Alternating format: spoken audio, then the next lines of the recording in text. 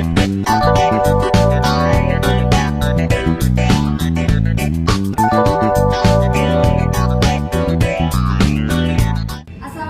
warahmatullahi wabarakatuh. Halo teman-teman semuanya. Di video kali ini kita akan mewawancarai salah satu pelatih renang dasar nih. Nah, sebelum kita panggil narasumbernya, kita perkenalan diri dulu. Perkenalkan, nama saya Swita Desya dan rekan-rekan saya Dwi Dina Putri, saya Amina Bansara Warga, dan saya Delia Putri, saya Yudi Maseta. Penonton pasti udah penasaran kan siapa yang mau kita wawancarai? Nggak perlu lama-lama lagi nih, langsung aja kita sambut Kak Ratu. Datang Kak. Halo semuanya. Nah, sebelum masuk ke intinya nih teman-teman, bolehlah kita sharing-sharing sedikit ya tentang Kak Ratunya. Untuk Kak Ratu nih boleh sedikit lah untuk memperkenalkan diri. Perkenalkan, nama saya Cynthia Pratula, ini biasa dipanggil Ratu. Asalnya dari Kak? Kalau asal dari Riau. Dari Riau ya teman-teman semuanya. Nah, Apa nih orang Riau? boleh ya, nanti komen-komen aja yang orang Riau ya. Nah, sebelum kita bertanya ke intinya nih Kak, kita sharing-sharing dulu nih, kita santai aja ya. Mungkin penonton semua nih, adik-adik atau kakak-kakak semuanya penasaran nih Kak, Kak Ratu ini tertarik belajar renang ini dari sejak kapan? Kalau tertarik itu karena tetangga saya ya. Nah, jadi karena tertarik itu kayak setiap ada renang dari sekolah gitu. Jadi renang dari sekolah tuh di kolam yang biasanya dipakai untuk latihan nih sama atlet-atlet renang. Jadi tertariknya dari situ, dan pas pula tetangga saya sudah menjadi atlet ya yang tersebut. Ya, terus sejak kapan sih kakak ini tertarik menjadi pelatih, dan apa motivasi kakak tertarik menjadi seorang pelatih renang dasar itu? Tertariknya itu karena saya sering menggantikan pelatih senior saya ya, kayak sering menggantikan jadi pelatih dasar, kayak tolong ini anak ini Ratu yang megang ya, anak ini Ratu yang megang ya, dan lumayan juga kan soalnya. Jadi dengan kita jadi pelatih itu kita bisa mendapatkan cuan juga ya teman-teman. Selain hobi, kita juga bisa menghasilkan cuan. Nah, mungkin langsung aja nih kita ke pertanyaan intinya ya Kak ya. Mungkin rekan saya boleh Di sini kita mau tanya nih sama Kak Ratu ya. Apa sih tahapan awal yang Ratu lakuin untuk melatih pemula yang sama sekali nggak bisa renang nih Kak? Tahapan awalnya tuh kita aja anak-anak tuh atau muridnya enjoy ya, kita kenalin dulu air tuh, adaptasi air lah gitu. Biasanya kan murid-murid ini atau anak-anak ini masuk ke kolam kan ini kak, jadi dia harus beradaptasi. Nah, jadi siap beradaptasi itu barulah kita masuk kayak ke kaki, ke tangan, atau pernapasan sini atau bubble kalau orang sini bilang ya. kalau soal ini tuh ya Kak, nggak cuma anak sih ya, kalau yang dirasa juga nih. Saya juga merasakan sih ini ya. Tapi kadang benar begini ya. Panas ya, panas. Mungkin lanjut ke pertanyaan kedua. Sekarang saya mau tanya nih sama Kak Ratu. Gimana cara Kak Ratu untuk membangun kepercayaan seorang yang Kak Ratu latih supaya mereka tuh tidak takut dengan air? Kasih motivasi sih ya, kayak air itu nggak membuat kamu ini atau kalau orang-orang kan baru masuk kolam udah aku nanti tenggelam nih di kolam nih apa nih, jangan berpikiran negatif gitu, berpikiran positif. Oh aku bisa. Jadi Ratu kalau mengajar itu mengajarkan ke muridnya bilang aku bisa, aku nggak tenggelam, jangan panik, itu aja sih. Nanti jadi panik kamu tidak Ya, harus tenang ya, betul. Karena kalau semakin kita panik, semakin kita tidak bisa. Mungkin selanjutnya untuk pertanyaan selanjutnya boleh menurut saya. Kalau pertanyaan saya Kak, menurut Kak Ratu teknik renang apa sih yang paling cocok untuk dipelajari pertama kali oleh pemula yang dapat menggunakan mereka dalam melaksanakan latihan renang? Itu tergantung anaknya ya, anaknya mau gaya apa dulu ya. Tapi kalau saya dengar-dengar dari yang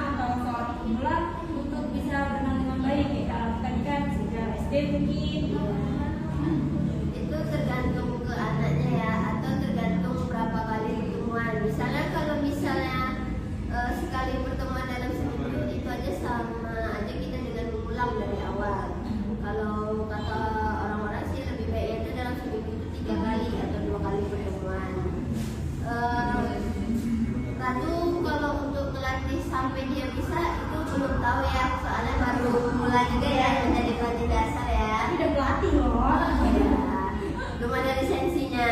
Kalau ada lisensi baru boleh dibilang pelatih.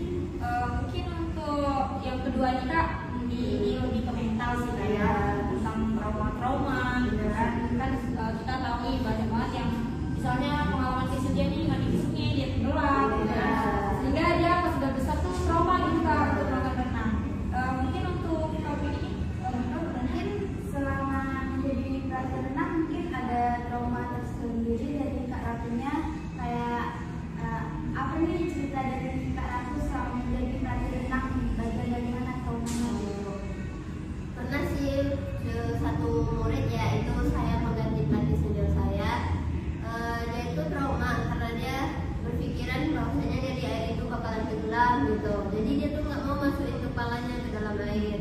Jadi saya ajarin saya ini aja tuangkan air atau segelas air ke kepala dia biar biar beradaptasi lah dia ya. Terus coba diajak pernapasan gitu. Kalau pernapasan itu kan dia mencelupkan kepalanya di dalam air, atau kayak ajak sebuah game ngambil koin di dasar kolam gitu. Jadi itu sih aja ya. Tapi kalau dari Kak Ratunya sendiri nih, ada nggak trauma tersendiri? Karena dari kelas 3 SD ya, udah lumayan lama lah. Ada nggak kalau dari Kak Ratu sendiri selama latihan, nanti gimana trauma tersendirinya gitu? kalau trauma nggak pernah ya, alhamdulillah sebagai atlet renang nggak pernah bilang. Atlet ya, atlet. Semangat kalian yang menjadi atlet ya. Kemudian bagaimana sih cara Kak Ratu nih melakukan pendekatan kepada pemula yang mengalami trauma supaya dia nih hilang rasa takut atau traumanya, supaya mereka bisa berenang dengan baik gitu kan? Kalau untuk pendekatan tuh lebih kayak so asik ya. Iya.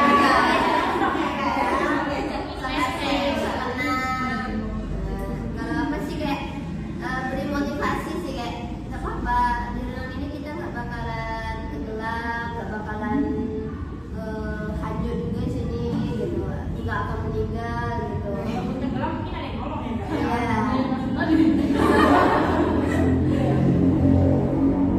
Jadi sih Jadi kan kayak anak-anak yang trauma yang sudah pernah mengalami pelatih nih, kan ada yang sebagian yang trauma itu. Jadi kayak berapa lama butuh waktu buat ngilangin trauma anak itu gitu? cara menghilangkan berapa lama ya?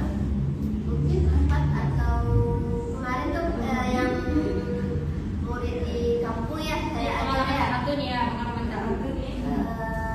Mungkin 4 kali pertemuan kemarin itu berhasil dia mau berenang, dia mau masukin kepalanya.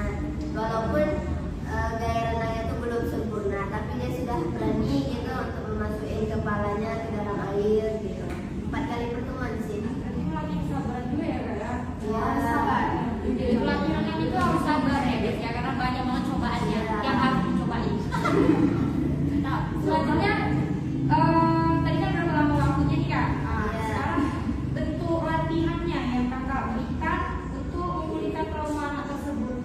Ya, yang pertama tadi menuangkan segelas air ke kepalanya untuk beradaptasi. Terus kayak coba pernapasan gitu, mencelupkan kepalanya ke dalam air, sama yang tadi koin kita, yang koin yang di dasar kita suruh muridnya ngambil gitu. Berarti kayak memperkenalkan lah gitu ya sama Iya. air. Oh, air itu nggak apa-apa gitu. Iya. Nggak jahat dong. Jangan dikit.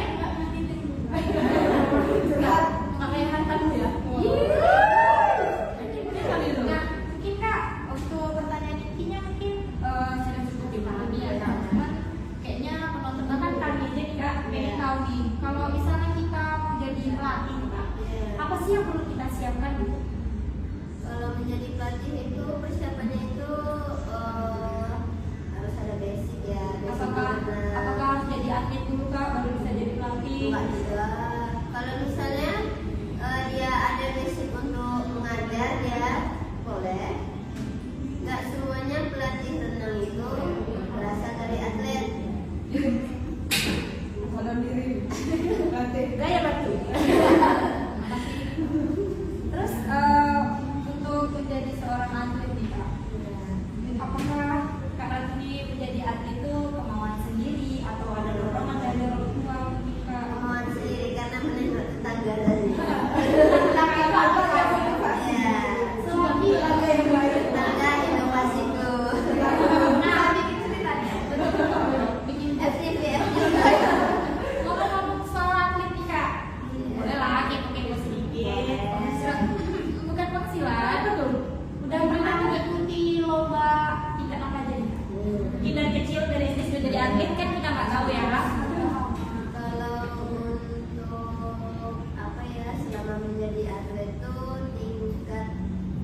tingkat provinsi pernah, tapi mau masuk tingkat provinsi ya namanya ada orang dalam ya, jadi digantiin di sama orang dalam ya. Malam. Mungkin terakhir ya Kak ya, motivasi, berikan dong motivasi untuk teman-teman semua dan untuk kami di sini, untuk kakak, adik atau ibu bapak semua, motivasi Kak Ratu untuk bisa menjadi seorang atlet di renang itu apa sih? Berikan motivasinya. Kalau untuk motivasi itu ya sama tadi sih motivasi Motivasi Kak Ratu untuk yang pasti belum berani, belum bakal kasih semangat, mungkin bisa berikan ada semangat kan, semangat Kak Ratu ya. nggak motivasi sih, lebih menyemangatkan ya. Nah kalau untuk adik-adik atau teman-teman yang ingin menjadi atlet nih, ayo bergabunglah ke BASCAK ya. Promosi sekalian ya. Sebelum masuk ke BS harus masuk ke Universitas Negeri Padang dulu terlebih dahulu ya, terlebih macam lupa daftar di UNP. PO ya, PO. Bukan PO, nggak berenang. Oh, mungkin itu saja ya Kak Ratu sharing-sharing hari ini. Makasih banget loh udah mau waktunya ya. Oh, ini tuh ada makanan ya, karena kami di tempat minuman ya guys ya. Ini kami makan makan insya Allah. Mungkin itu saja Kak Ratu. Terima kasih sudah hadir hari ini. Dan untuk teman-teman semua, terima kasih yang sudah menonton. Kami akhiri. Wassalam. Oh ya, jangan lupa like, comment, and subscribe. Harus ya. Share jangan lupa ya, komennya yang positif-positif. Kami akhiri. Assalamualaikum warahmatullahi wabarakatuh. Bye.